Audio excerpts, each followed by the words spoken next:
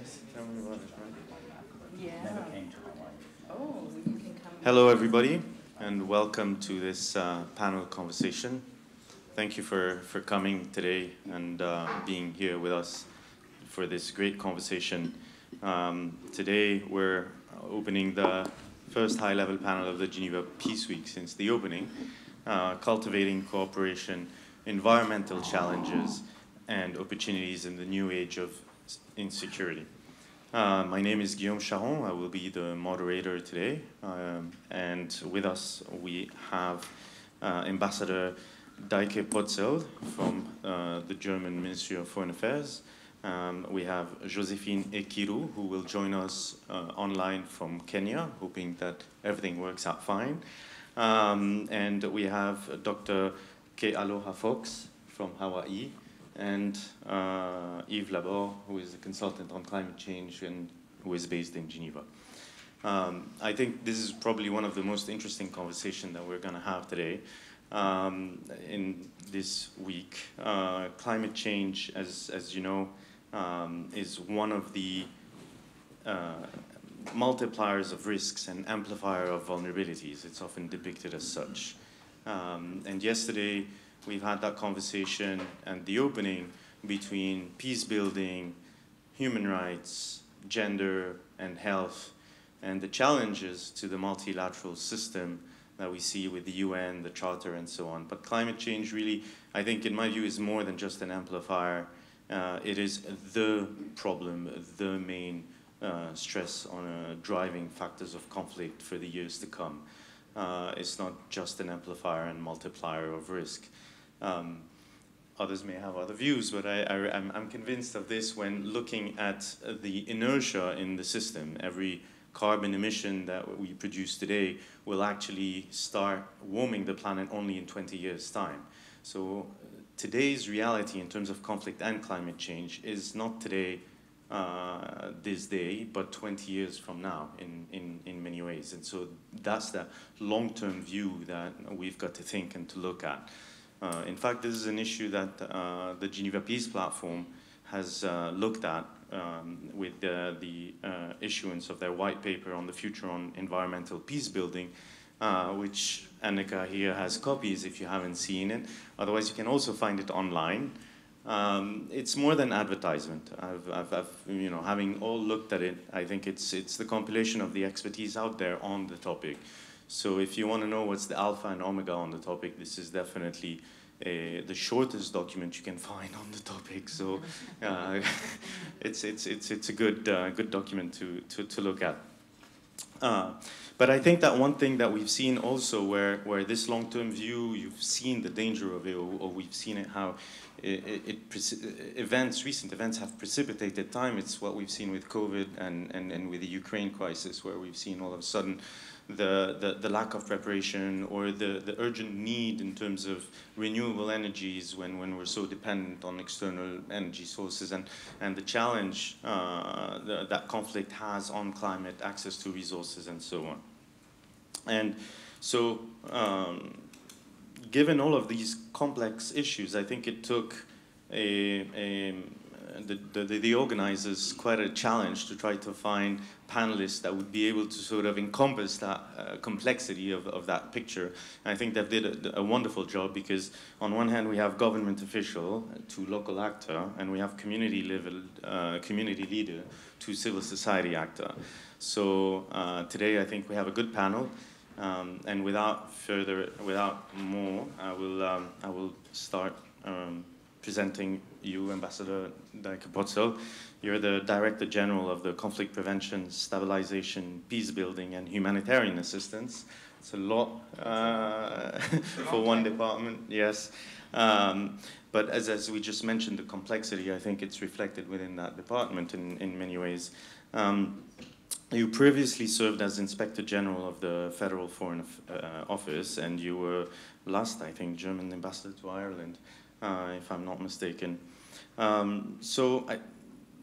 Maybe I can start by saying that, the last few years has seen climate change become an unavoidable reality for all, and especially the humanitarian sector.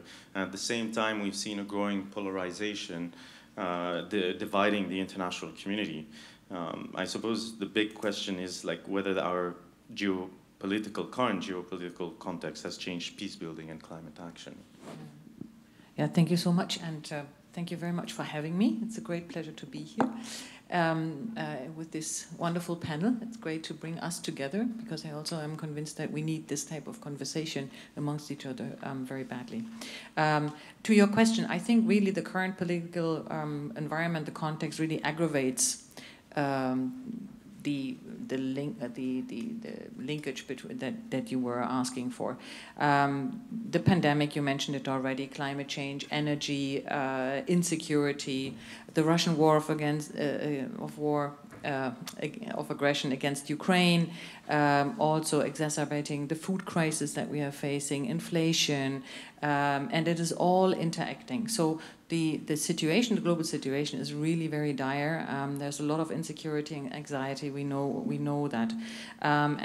Just to give you an example, we are, as you know, still dependent on fossil fuels, and that is hurting us twice. Because we are very dependent on suppliers, and that creates a vulnerability, but then obviously because it is also exacerbating climate change. Now, you were just describing what you feel, how important climate change is in determining the general context these days, and I fully agree. Climate change is like the defining crisis of our time, and we need to really work on that. There are so many examples where you can see that it is security relevant and that it has geological impacts. And we see ample evidence that climate change effects are exacerbating existing conflicts, and that they also create new ones. So there is a huge role of climate change and climate change action, actually, for peace, security, food and energy security, and for the livelihoods of so many people. So in a nutshell, yes, the context is very different these days. We have also learned more, and we need to put it into action. Thank you. But I mean, if I come to think about this in a certain way, I mean, with Independent Diplomat, and I know that the GPP has been very active also in this. We work a lot with developing countries, and what I would say is that they've been talking about action or the necessity for action for quite some time, and yet until today they struggle to unlock the funds that are needed to adapt to climate change and facing the danger of unrest that may come in regions, as you were saying, that are already grappling with intractable conflicts and protected humanitarian situation. So, I mean, where do you see the potential within the international system, therefore, to address that nexus and that action? Well, I think there are many ways of doing that. And as you were saying, a lot has been going on, but not enough, definitely. But we need the international system. I came back from the UN General Assembly just recently, and it proved, I mean, climate was, apart from the the Russian war of aggression against Ukraine, climate and climate change was the other big topic. And it is worthwhile and necessary for people to come together and not only talk, but take action. So obviously, we have the Security Council, which needs to play a role in describing where we want to go. On the other hand, we will now get together at COP27, the international community, and climate change, the whole question of loss and damage and action, mitigation, adaptation will be at the front line of the debates there. We will also host a side event. Germany will host a side event on climate and security there.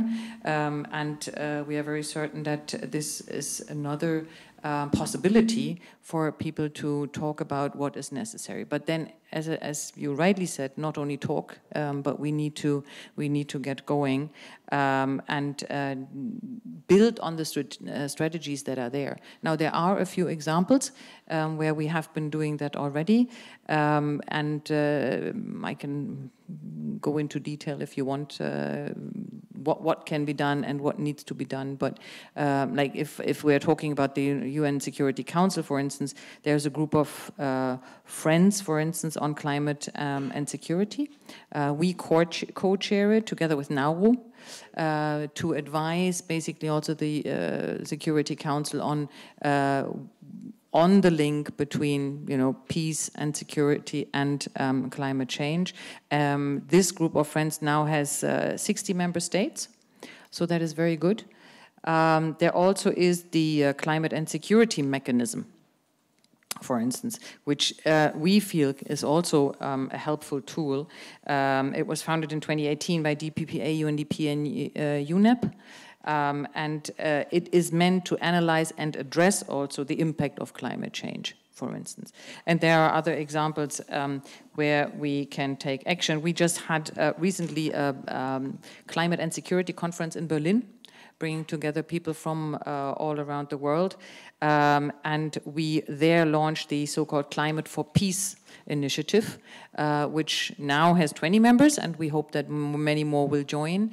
You can only become a member if you have taken at least one bigger action again to counter climate change effects. And we have, for instance, introduced what is called Weathering Risk Initiative. We have built a consortium around it to advise on strategies and on concrete action. So I think there's a lot that can be done, and we need the international system to step up, yes, but we have a couple of now also with COP27 and other really interesting initiatives ahead of us. That's interesting. I mean, we've seen how certain states and certain actors can take a form of leadership, right, and engage. And this is what you're describing, how Germany is doing so on certain levels. Nauru joining you with that group of friends. We've seen other countries in the Pacific and so on step up to try to have leadership. But sometimes it feels that and activists in climate change and so on, you know, can feel that the system as a whole, the international community is not, or the system itself might not be on par to act. Is the system requiring also to be adapted? You know, it's not just sort of us. In reality, does the international system needs adaptation in and of itself? You know, in a certain way. Well, I mean, we have been talking about changes, for instance, with regards to the United Nations Security Council for a long time, and Germany has been pushing for a change there, for instance. But that's but one example. But yes, there is scope for improvement, definitely. But then, you know, I mean, we have all the facts, and we have the data. We actually, with the data, we can now predict 20% of climate-induced crises. But, for instance, if I just one example, we very strongly believe in anticipatory action. But at the moment, only 1 to 2% of the budgets of donors and states goes into anticipatory action. We will, in next year, pledge 5% of our humanitarian budget, which is not so little. So it will be about 100 to 120 million that we will give for anticipatory action. But we need to make the case. So the data is there, the case needs to be made, and we have to convince others. So I don't know necessarily whether the system is at fault, but we need to convince people that it is urgent. And we will keep on pushing also to keep the 1.5 degrees alive. It is difficult, and we have just seen this week, I think we've all seen, or last week, the most recent data, which is very troubling. So I think we need to increase the ambition, and we need to push people, and we will try, we will keep doing that. Yes. Well, I mean, Germany is part of the High Ambition Coalition going to the COP, and so I think it makes, I totally hear your point, and it would be a fascinating conversation. I think just on these points, we could be going on for hours and hours and hours, but for everybody in the room, you know that the German mission is here. You can speak, and we can continue on having that conversation together on this. Another way that you can join that conversation, and I forgot to mention this, is this QR code here that you can actually use on your phone, because at the end of the session there will be a questions and answers, but instead of giving a mic around, what we'll do is you can actually enter this through a program called Slido, and you can ask your questions there. And those questions are going to come to me, and the most popular questions I'll address to the panel. So don't hesitate to participate and contribute. The QR code is here. If the QR code doesn't work or it's complicated, raise your hand. We have assistants in the room that will help you out with this. And moving from you know the state perspective and anticipatory action to someone I think who's been at the forefront of this, and not so much in terms of anticipatory, but also has been facing what probably wasn't mentioned enough yesterday at the opening is that peace is also made with men with guns, genuinely violent people who have economic interests or predation on their mind. And today we have Josephine Ekiru, who's a peace-building coordinator for the Northern Rangelands Trust in Kenya. And Josephine, you are an award-winning environmental peace builder from the Northern Kenya. The Trust is a membership organization that's owned by the 43 communities it serves. You led your own people, the Turkanas, in establishing one such conservancy, ending recurrent warfare with the neighboring Borana tribe. Josephine, in your, I'm first maybe checking that the link is working.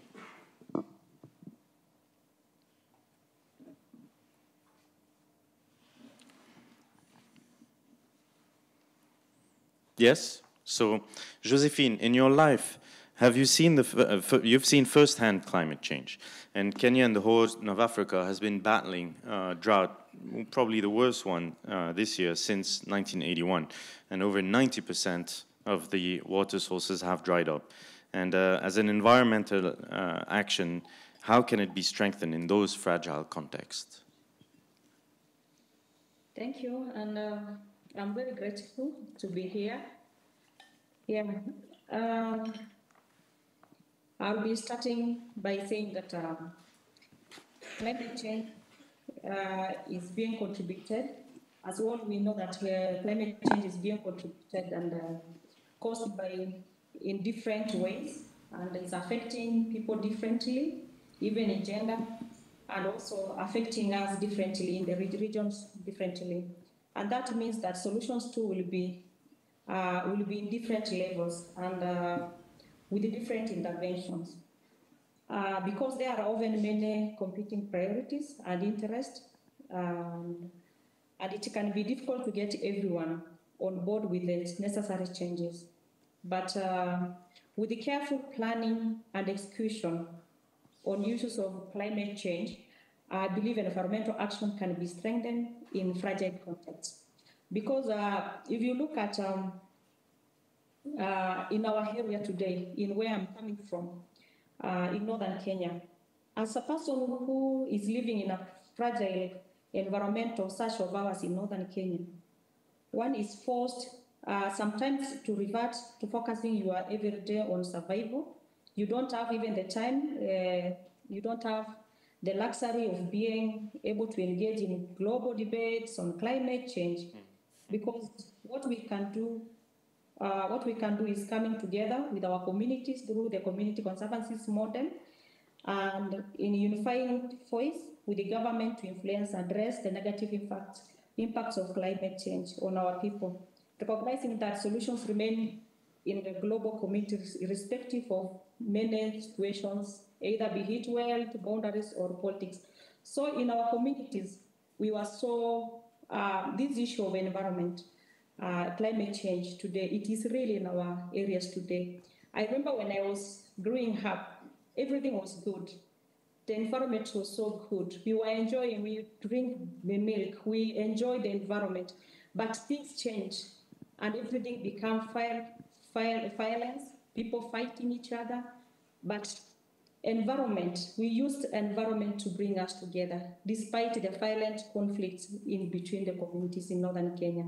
So environmental action can be successful, cannot be successful without the buy-in and the participation of local peoples, stakeholders, and interested parties. And it's essential to involve them in the process from beginning if we want to achieve real results in adapting and managing the climate change.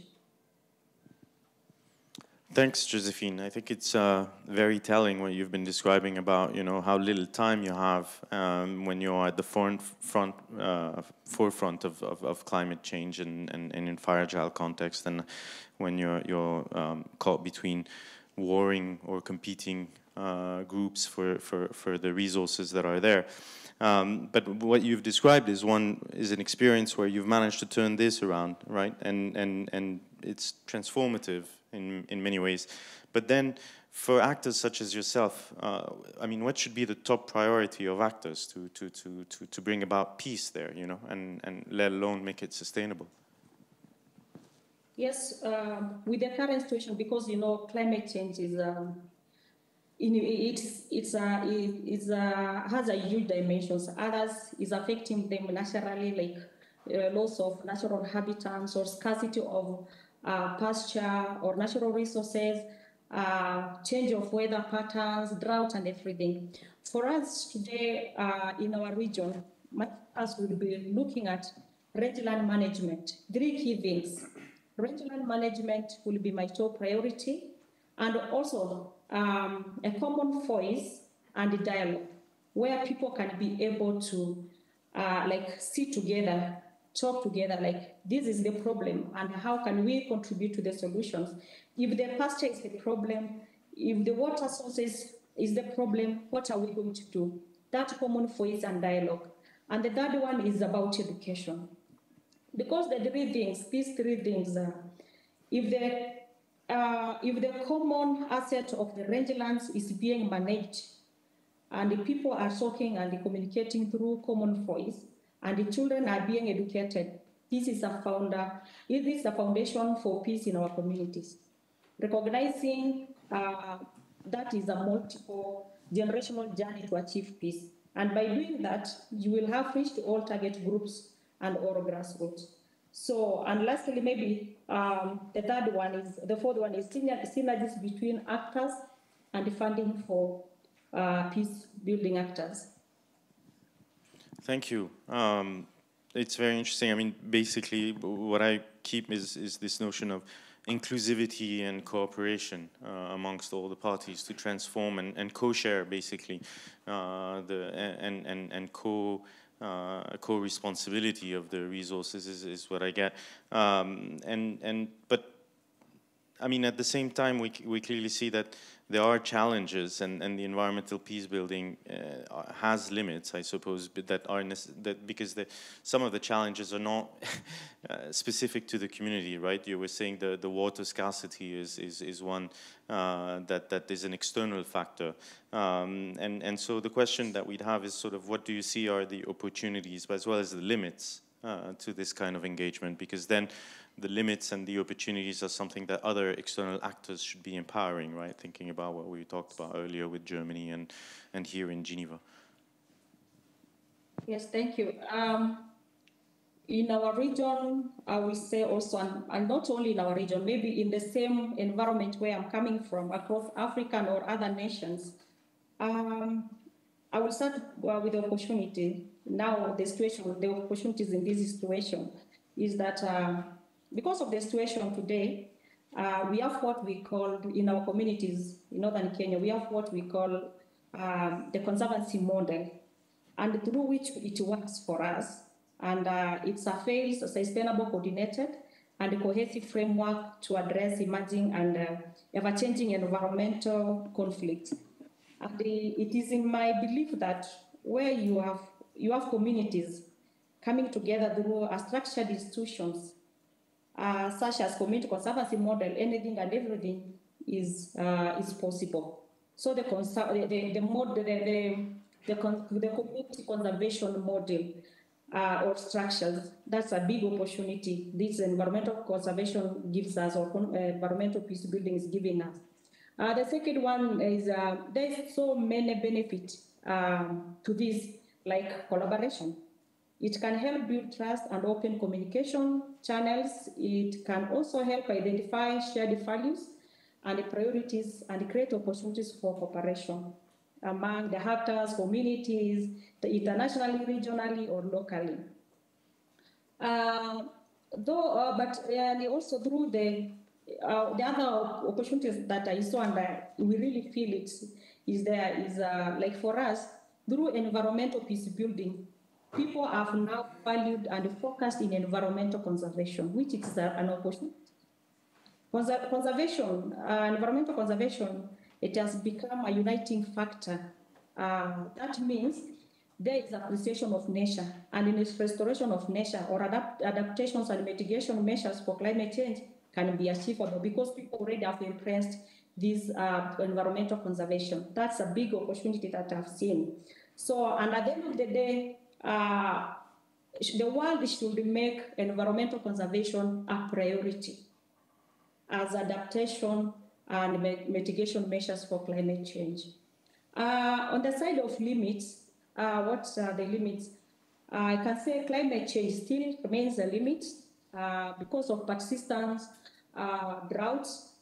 All the time it makes conflicts, interventions expensive, complicated, because so violent because of availability of small arms. The other limits I see is population growth. I see as a limit because people are continuing to be many against the ecosystem over the years. So something should be done. And also, lastly, is the land politics, like administrative, tribal boundaries, and also the territorial boundaries. Thank you. No, thank you, Josephine. Thank you very much for sharing that experience from where you are at the front line. And I think in many ways you've embodied what we've been discussing yesterday about the impact of grassroots participation around conflict and the importance of conservation. And I think that your points regarding inclusivity are points that will strike a chord with you, Dr. Fox, right? We have the pleasure today of having from far away Hawaii, Dr. Kealoha Fox, who is with us.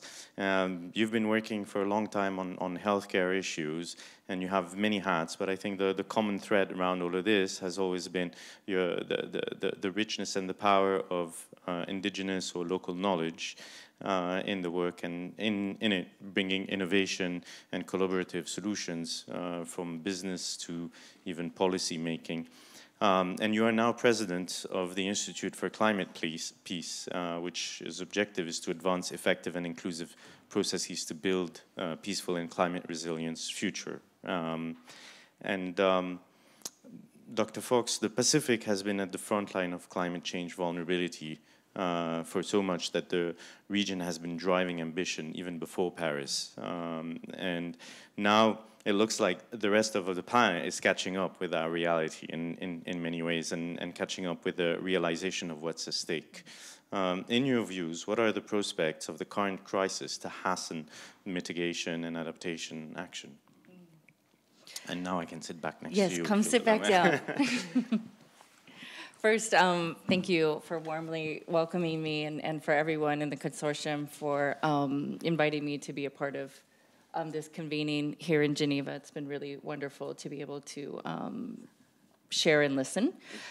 I actually wanted to start with a challenge. I've been listening throughout this morning's convenings, and when we talk about inclusivity so far in the panel, I'm really drawn by the ways in which we can be much more inclusive in our language and our diction and the terms. I know there's a lot of students and professors here in the audience today, and for me, I'm actually quite troubled by the ways in which communities like mine that are at the front lines of the climate crisis are positioned as communities of vulnerability, where we're labeled as fragile, where we're looked at as places that are helpless. And I think when you started, and you spoke first about inertia, for me, I approach it from not only an indigenous and traditional lens, but I also approach it from a practitioner and behaviorist lens, where inertia also can come much from learned helplessness, where if we continue to use words and diction in your research, in your reports, in your programs and policies that you write that are erasing the power and the resilience of communities that are at the front lines, like those of us in Pacific Islands. I think we're already approaching the narrative, and we're approaching change from a lens and a worldview that's actually already disoriented. And then I think that climate resilient solutions are always going to be put at a step back, because it's not coming from a place of power where community is able to lead from the ground up first. And I think that's truly where peace is possible.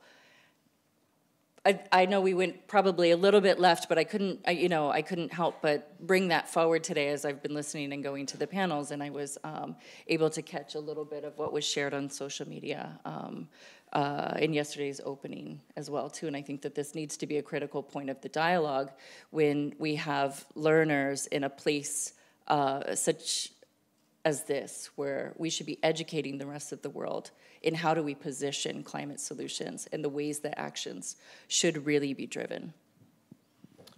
Thanks. No, I think it's a very fair point, and I think that the community needs to wake up to as you were saying, language does matter. We see it in negotiations, but also in how we portray and understand this.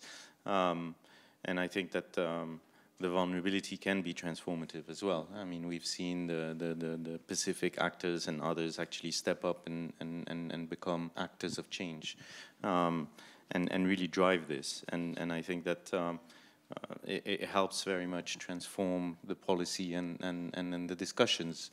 The challenge now, I suppose, is trying to have that translate in the field in many ways.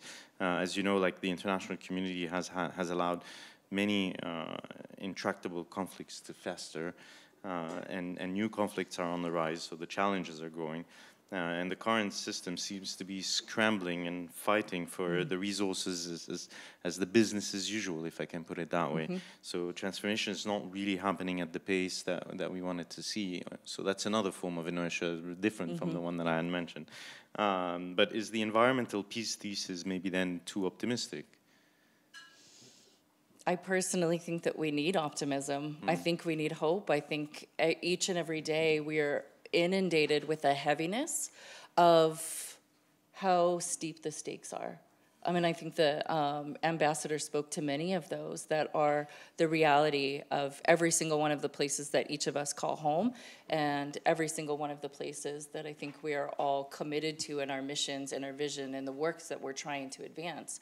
I'm actually really motivated by the work that GPP and the group has put together within the white paper, because what I read is an opportunity to de-silo the work and to bring integrative solutions together that can lead, I think, to much better, more holistic policy making. That somebody like me, who used to be a policy advocate, and then I transformed into a policy maker.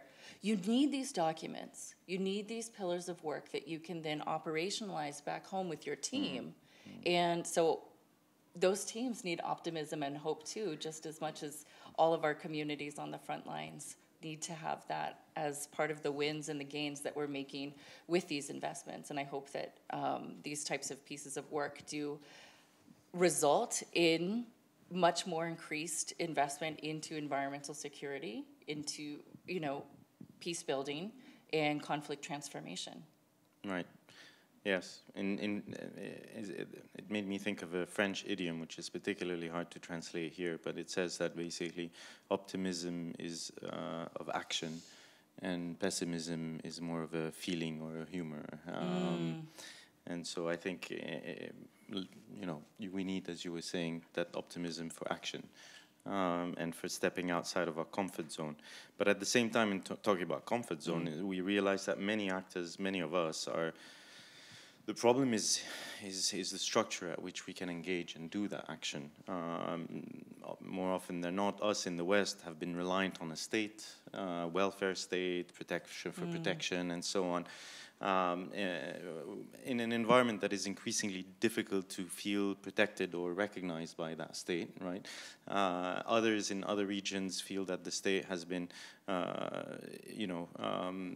quashing dissent and for the extraction of the resources and so on, as an example. And then we are here talking about participatory action. So I mean, how can we engage in participatory action in a way that moves us forward against that backdrop? Maybe I'll start first. You just shared an idiom from your culture and your language. In ours, in Olelo, Hawaii, we are raised to know that we must pa'akoaha. We have to shut our mouth, and we have to hana kolima. We have to turn our hands into the soil and actually do the work. And I think that for us, when I look at participatory action, I look through it in the lens of our mother tongue and language, where the verbs for action, to do, to work, are actually all collectivistic terms. There's no individual identity within any of them. It's always situated first with action that we do that has a benefit or a consequence first to our land and water and natural environment, and then actions that are beneficial or can be, negative towards our community and our family environments as well. The self is actually placed so far back on anyone's priority list within our indigenous perspective and community that everything we do is really participatory. I challenge everybody that's in the room, if you're conducting research and if you're conducting writing, really please study, take classes, and learn from professors that do CBPR. I'm a huge proponent of CBPR. We use CBPR at the Institute for Climate and Peace. And the largest, research institutions in the world and academic universities are really making sure that the community has a place within the stories and narratives told about them. So I think of, brilliant academics and leaders like Paulo Freire, right, who's making sure in all of his works that the democratic notion of education and research is actually instilled back into the power of community, and the community gets to transform the ways in which those stories and narratives are told about them. And that's really the school of thought that I come from, and the positionality that we use as a small civil society organization and NGO that we're trying to build up from the grassroots, and really trying to plant those seeds with all of the young leaders that we work with, some of who are here today. And we really think that this is part of the regenerative recipes for the future, where climate resilience and climate justice can truly happen for long-term, durable solutions to really hold and take shape, not just in the Pacific and Asia region, but really globally and worldwide. I think it, as I was saying earlier, it's really a form of leadership and lessons learned from that. I think us in the West here, we clearly see the necessity to rejuvenate that community feeling. And we see this very much amongst climate change activists. But I think also states have been really investing on community support, in the humanitarian sector, the necessity to have voices from the field also contribute to their own solutions through self-emancipation and so on. And I think that clearly strikes a chord and is a voice that we've increasingly heard and seen even here in Geneva. And I think so thank you for bringing this up, and I think it's a reality that you, Yves, are probably quite, you've heard at the council or emerge through the time of your engagement around here. You've seen this this narrative develop from something that was probably progressively marginal or marginally progressive, I don't know, and then something that's increasingly at the forefront. I mean, but maybe for the benefit of others, Yves Laborde is climate change, human rights expert, consultant, if I can put it that way. You've served as a permanent representative to Earth Justice here in Geneva, and you've worked on a wide range of issues all related to that, from civil society action to human and climate change impact, pollution, toxic, right to water, healthy and sustainable environment, as well as the creation of a special rapporteur on climate change, if I may. And you've published numerous articles on all these topics. So you have a solid understanding also of the potential that Geneva has for those conversations to transform policy, the one that Josephine has had, that Kealoha, and also sort of the partnership that we play with states in these to bring about that change, right? So, but the one challenge that I've certainly felt working with you here sometimes is that the system itself was crafted in a world before climate change, right? So peace and security is dealt at the UN Security Council, the human rights are dealt here at the Human Rights Council, climate is discussed under UN FFFC, and we've seen a lot of resistance sometimes in breaking those silos, or we look at sea level rise and climate change in the Pacific, and we look at the issues around the border delineation and how to, as soon as you want to reopen a package because the law of the sea, for instance, needs to be adopted, the moment you do that, because there is a need, it becomes a huge, insurmountable struggle.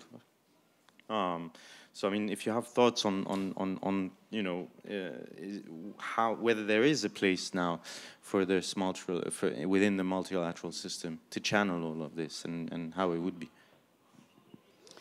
Well, thank you very much, and first of all, thank you for having me in this discussion, and perhaps with your very generous introduction, let me just say that all the issues you've just mentioned are on the agenda of the Human Rights Council, so it was logical that I would be following them. And indeed, as you said at the very beginning, these environmental issues, which some decades ago, if you were talking about that, you would be told, well, listen, you entered the wrong door, you pushed the wrong door and you entered the wrong room. This is absolutely over in the Human Rights Council, and definitely these environmental issues, not only just climate change, but the others too, in terms of toxic issues or biodiversity, are clearly here on the table. What is interesting, and to answer directly your questions, is with the nomination of the Special Rapporteur on Human Rights and Climate Change. As an example, one of the challenges first with the first report he did is to show how there is a link between human rights elements and the discussions that will happen in Sharm el-Sheikh that were mentioned by Your Excellency, Ambassador. The link between what the people are feeling in the ground and what they are losing, and how do the international structure now will deal with that, because that's a reality which is happening today, not in several years. This is what is happening today, and I think it's part of the discussion where you see something coming from Geneva into the climate change debate in order to try to help to get to at least get its head around these type of issues. But there are also elements, other elements in having such a mandate, which can be very important and that would address more directly what has been raised by Josephine and by Kealoha. One of the challenges of the mandate will be to not only identify those who are directly affected by the climate change or those who are going to be affected, which links the issue of the emerging and also the future generations. But it's also how do you have them being included in the decision-making process? Because what we have today is a huge gap. I mean, it's abyssal between where the decisions are taken, how they are taken, who is around the table. And all of the discussions we had from the oil industry, for example, over the last weeks just show how it's another world. I mean, we're not sure that we're living on the same planet. And this is a real challenge in terms of governance, because we have the impression that governance is happening for another planet, not for the ones we're living in. So for international system, it is a huge challenge. And what is interesting with a mandate like the one on human rights and climate change is to progressively get these voices being considered in the decision-making process. How do these decisions are going to affect these people? How do you get this in the process? This is a huge challenge. And that's why it's interesting, I would say, precisely when we're talking about breaking the silos, it's not just having bridges, but also using the different mechanisms that we have in our hands right now in different ways so that we can combine them. We don't have a new structure which is existing right now that would really be fit for the challenge, but at least we can try to use better the existing structures we have here. And I would say that here in Geneva, we have an incredible wealth of possibilities, of potential, and I'm not sure we're always using it at its best and at its most. I think we still have a lot of work to do on all sides, states, civil society, academics, and so on, in order to improve the way we are using these different elements. So the Human Rights Council, what is interesting is from, in a way, an absence of recognition and even perhaps a denial has definitely, and the Human Rights Council, for those who might not be familiar enough, is made of states. So it's very important to see that states are now recognizing that these elements are totally part of the debate, of the picture. So you do have battles among states on how do you define it, but there has been a clear push forward, and for example, the recent recognition of the right to a healthy and sustainable environment, not only at the Human Rights Council, but also at the UNGA last July, is a good sign that there is some form of recognition among states that these issues here are extremely important and they have to move forward with that. But you have also mechanisms which are not just, I would say, providing rights or so on, but that can be active in challenging the states, challenging the process, bringing other people at the table, and I think this is a very, very strong potential, of course, for climate change, but I would say for all of the environmental issues, because we are unfortunately facing a triple planetary crisis. It's very interesting. I mean, for me, when I was going into that conversation, I was thinking, you know, sometimes we think of the loom and gloom and all of that, and then we tend to forget that the solutions sometimes are as easy as getting the voices of those most directly impacted, because they provide also yesterday we were discussing those that are at the forefront can tell you when things, I think it was Prince Zid who was saying, they know that if you see that the human rights are being trampled, then it's a clear sign that we're going towards a conflict. And as you were saying, when we bring those voices here to Geneva, you can get a foresight into the deterioration, but also more often than not, there are some of the voices bringing the solutions with them. There was in the past this narrative where the experts know it all, while we tend to forgive or forget or oversee the ones that are closest to the problem and have that solution. But then, so there is an obvious need to adapt, but at the normative level, how do we avoid adaptation backdraft, if I can put it that way? Well, again, by making the link on human rights and climate change, I think we have very powerful instruments with the human rights, not only at the international level, but also, I mean, let's not forget, it's at the national level first that they are protected and have to be protected. So I think it is a very powerful tool, which is not always used enough. Afterwards, I think also one of the benefits of having these discussions and having more exchanges among the different sectors that are active here in Geneva is also starting to change a bit some of the concepts with which there's some kind of a cross-fertilization that could be improved. And one of them, I've just mentioned human rights, so I'm not going to come back on this, but one of them is also, for example, exchanges with the field of disarmament. There's a very strong community here in Geneva working on the specific issues of disarmament, which is different from peace building. We have all the different categories within that system. That's another issue. But there is something which is quite interesting, is to see some of the concepts which are used in disarmament. Actually, if you think about it, they could be used, adapted, of course, not used just directly, but could be adapted for the discussion and the negotiations going on climate change. First of all, there's a common motivation, which is to avoid irreversible damage. This is what normally has triggered, disarmament, because saying this is going crazy, we have to get out of this mess. It's a bit the same feeling we're having now with climate change. So there's a similar movement behind it. You have other elements. I'm thinking, for example, of dual use.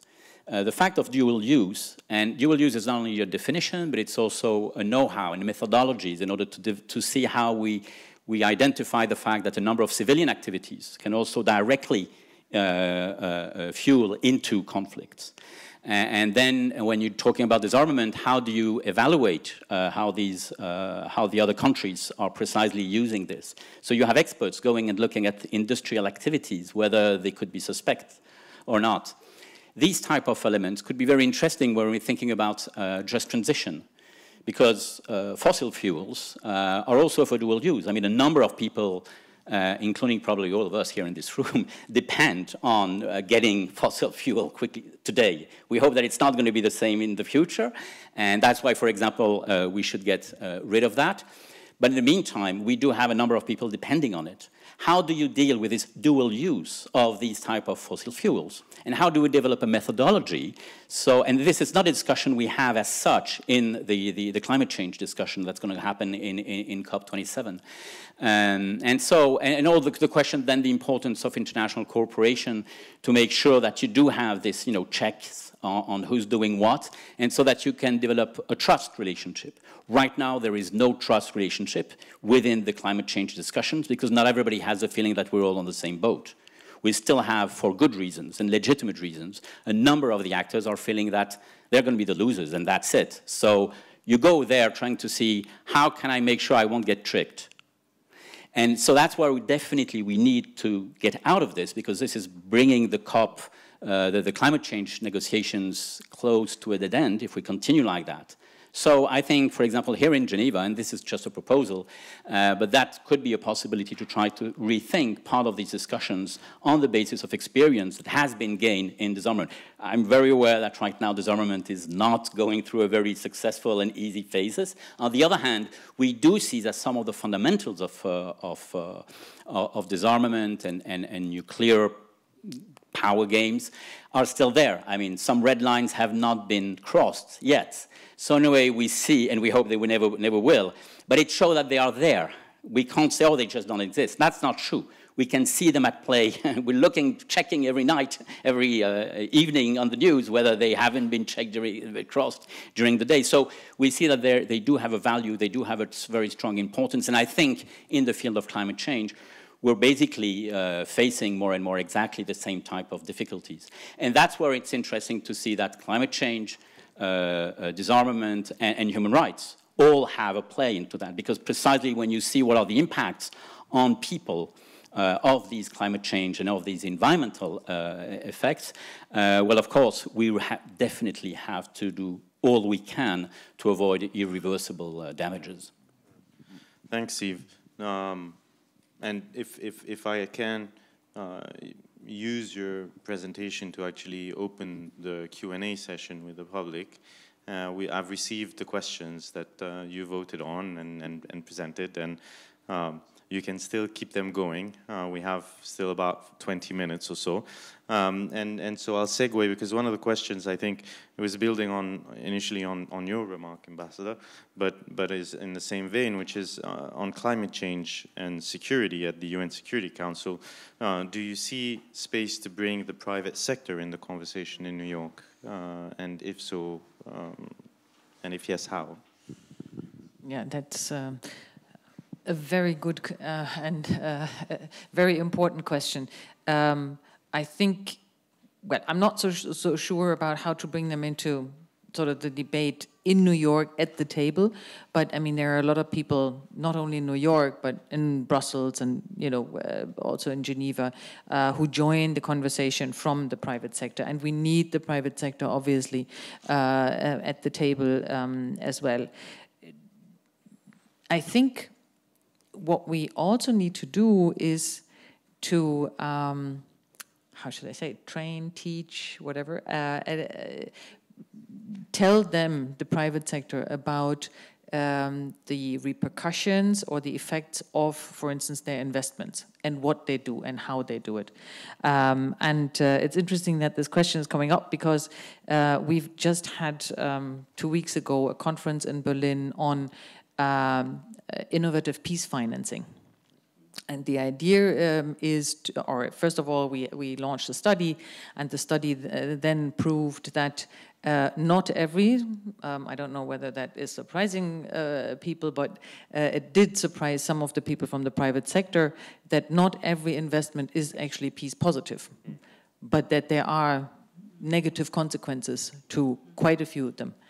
And that is a learning experience for them, and we need these learning experiences to make them aware of what is actually happening, and then define together with them the answer. So now, like in that case, we are now looking together with the UN, with the Peace Building Fund, for instance, at a model for innovative peace financing to bring in the private sector also to invest into fragile states and fragile contexts, because this is also where investment is needed, but they shy away from it. So to make it attractive for them, but also to teach them how to be better in the investments to really have a positive effect on the ground and not a negative one. So that's one example. I just wanted to add one thing, and that's not related to the question, but as we were talking about breaking down silos, I wanted to give you as what I feel is a great example.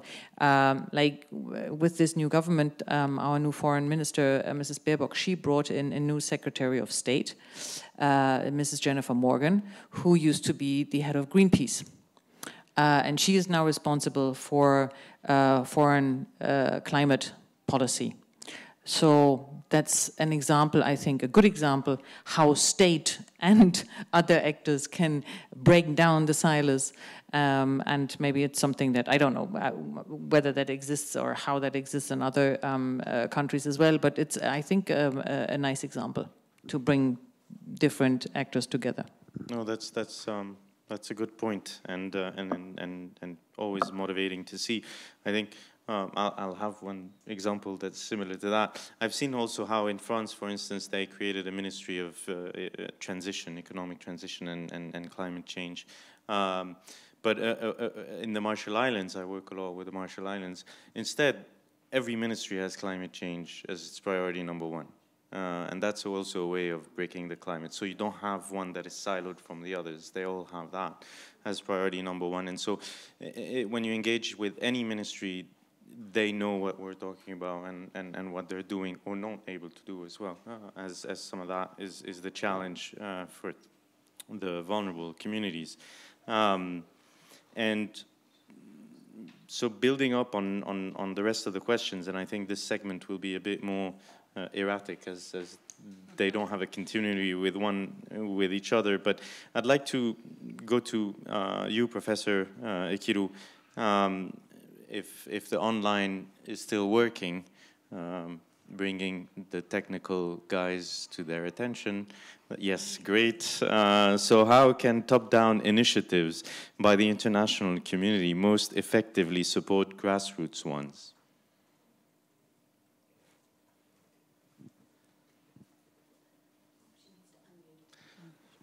We don't hear you. I think you need to unmute.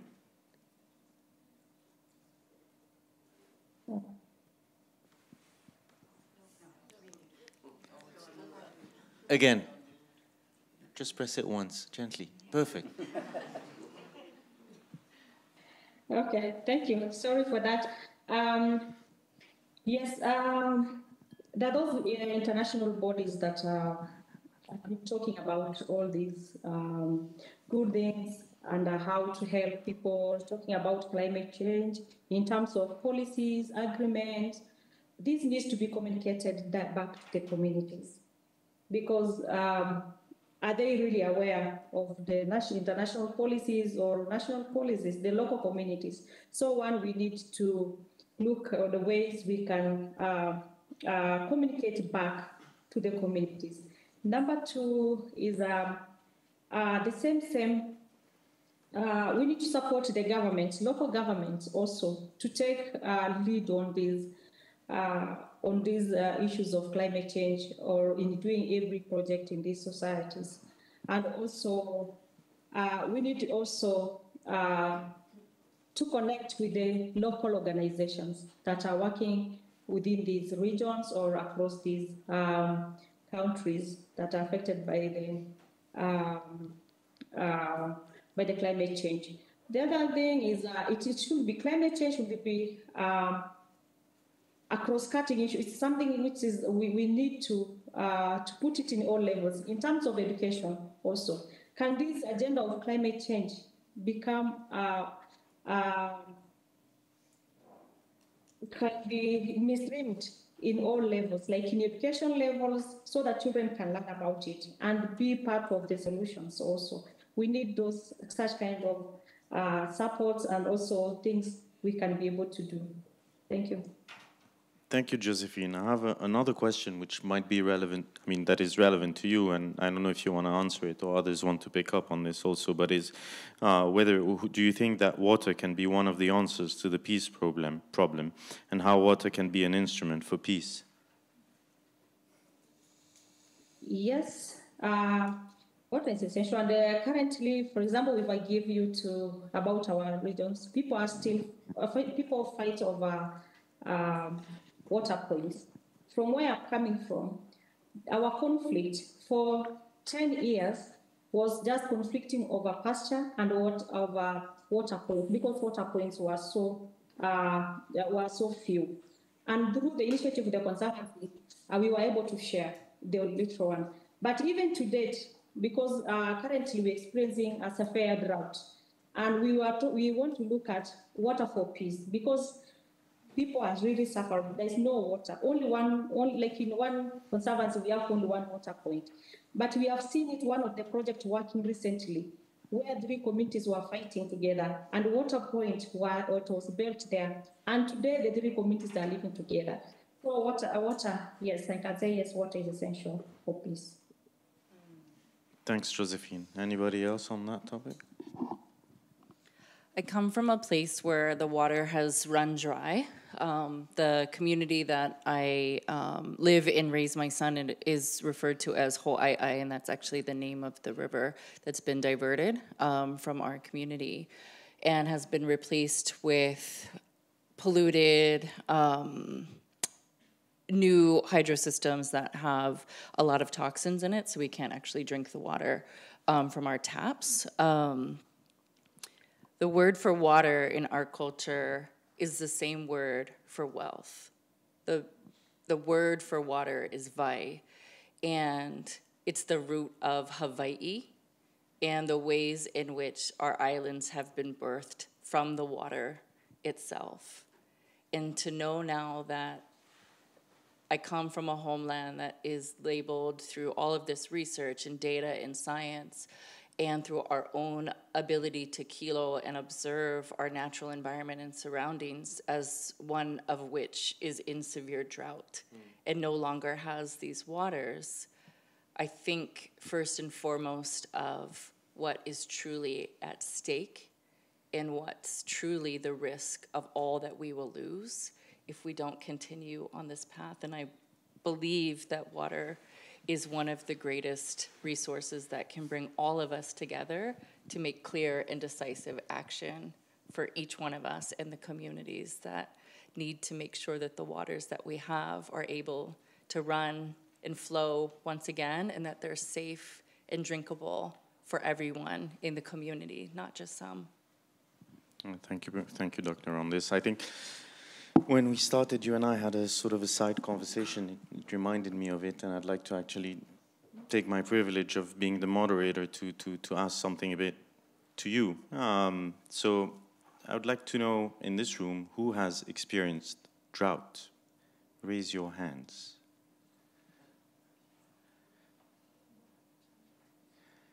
Okay, so about 10, 15 people. And who lives in the Geneva region here?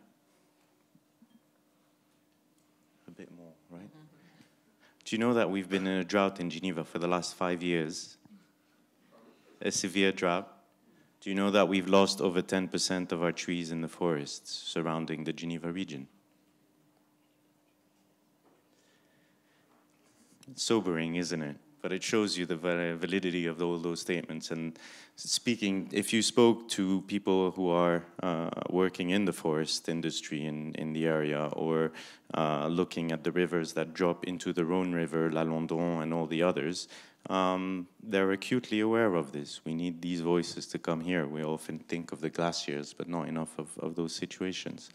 And I think that takes me to the last question, which is that I think I will ask each of you to answer very briefly, is what would you say to the youth who are suffering from eco-anxiety?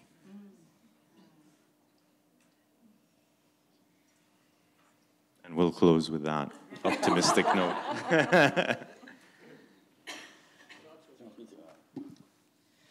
Ladies first. Yeah, thank you. Well, there's different ways, there are different elements in the question itself, because first of all, I think it's very important that the whole of the scientific knowledge is really being shared, and that goes to the question of education and so on, because I have met young people who are very understandably highly anxious, but not always understanding all of the process. I think one of the problems we have is that we have been shaped more or less by the, let's call it the Hiroshima syndrome, of that the world can disappear just once like that. That's not the process we're facing, and that might be one of the differences when I was talking about disarmament. That might be one of the main differences. We're not facing this with climate change. It is a constant degradation with an amplification of catastrophes. That's where we are right now. In a way, we've stepped out of the Holocene, we could put it like that to make it short. But that's a totally different situation. So I think one of the questions we have to ask ourselves is, what is the appropriate mindset in order to deal with that? And of course, I mean, we just have to get involved into actions, and you see a lot of young people being involved into action.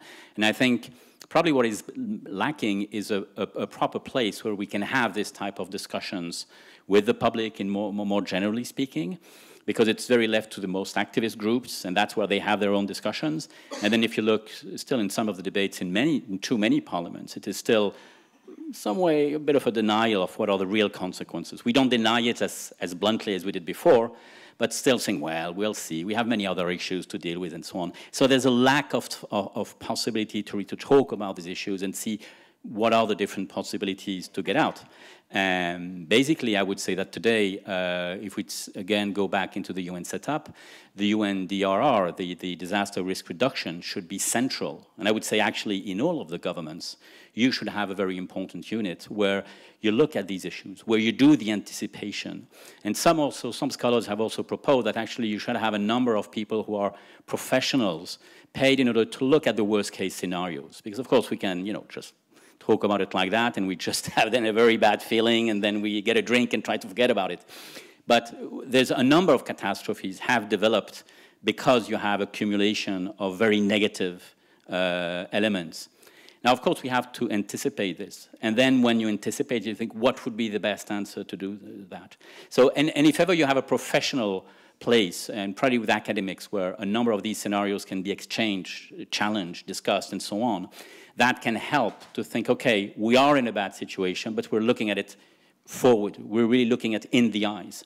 And I'm afraid that today, in most of the countries, we don't have that feeling that we're looking at it very straightforwardly, and we're trying to see how do we change our habits to get prepared to that. We're still very much in business as usual. And I think business as usual fuels the anxiety. So that's where is the challenge today. That's how I would put it. Thank you. Dr. Fox? As a millennial, every day, I first start with our youth as an elder sibling, as an older cousin, and as a friend, to affirm and validate that those feelings are real and that they're genuine, and that we can't continue to deny the ways in which those emotions are expressed. And that should be a whole part of the way in which we do the work, is through the care of yourself as well. I want to also say that we should be uplifting agency and action through youth finding a sense of purpose and finding their entry points. And I hope folks will join us in our workshop that we're about to have, because we are all three young people who are not resigning to whatever fate may be on a report or on the latest news outlet. We're going to create climate resiliency with each and every act that we do, and that we believe that we are everyday peace builders through even small steps. And so I hope folks will join us, and then I hope folks will also find joy that comes out of that pain where distress really lies with eco-anxiety. Mm-hmm. thank you for this open invitation. So I'll encourage you all to come with us in that next session. The GCSP and the organizers will be able to give you that information. But first, Josephine, maybe we won't be able to join you now, but you can still answer and contribute to our understanding on this. Yes, thank you. I would say that since the problem is here to stay with us, I know it's worrying, and for youth it's worrying a lot, and not only for youth, even women a lot. And when a woman is affected, a young person is affected, and since the problem is here with us, I believe that the solutions will be found, and youth have a big role to play for a solution to be found. And the future is here for youth. And what the youth need is for them to change that negative attitude or the fear and everything. They need to be given a chance. They need to be given opportunities, exposed to opportunities, and to be able to contribute to the solutions. Yeah, thank you. Thank you. And last but not least, Ambassador. Thank you so much. I don't know whether I'm an expert on this, but I think it very much depends on the context. Like, I would certainly say something else to, like, my kids here in the Western world, to your child back home in Hawaii, or, you know, in drought-prone areas in Africa or what have you. So I think it very much depends on the context. But here, I would definitely say, don't let the anxiety take hold of you, but try to act in whatever way, in a legal way, obviously. But as you were talking about entry point, you know, I mean, there are so many possibilities. What you learn, what kind of apprenticeship you take up, what study you do, whether you engage in an NGO, or whether you become a civil servant and try to do or influence political processes. So there is a vast number of things that you can do. And as a young person here, you can even start, you know, like at your balcony, plant something that is conducive to bees or something like that. You know, it's the little things, and to create sort of that conviction that you are able to do something. Even if it is small, and even if it is only in your, I don't know, family or little community, but that you are not sort of, that the situation is not sort of determining you, but that you have the power to actually determine, at least to a certain degree, the situation. I think that's what I would say. Thanks. Thanks. That brings us to the end of this conversation. I think in just a way of concluding fast, my own contribution to this, I think, is what we were saying, is about bringing a community and regenerating a community where there's not, don't stay alone, don't be alone with your anxiety, and work at it. And I think that ties in back to the issue of conflict. I mean, anybody who's been in a conflict zone, whether it's in, you know, Gaza, which is very, very tight and all of that, you will see that the way that people pull through and do this is through the community. And the way that Josephine demonstrated to us, when you're dealing with armed men or armed groups, you still have a community. The armed groups themselves are a community, so you need to engage, to talk to them. This is what brings peace, and through that dialogue. And so you have to create communities that speak to one another and be inclusive about it. And I will leave you with that note. And thank you for coming. Thank you for attending this event. And I hope that this is not just sort of the end of this, but the beginning of conversations to take place. Thank you very much.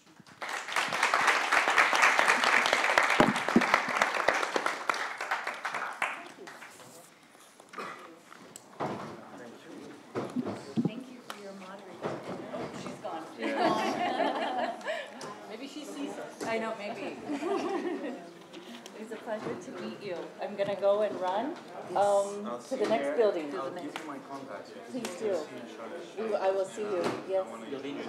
I will. Yes, I leave on Saturday. Yes. Yes. I look forward to learning more from you. Yes, please. Well, in fact, I'm looking also forward, but you're the Charron. Yes, absolutely. Are you linked to Fabulous or so on? I am speaking in Arizona State University Pavilion. Okay. Yeah.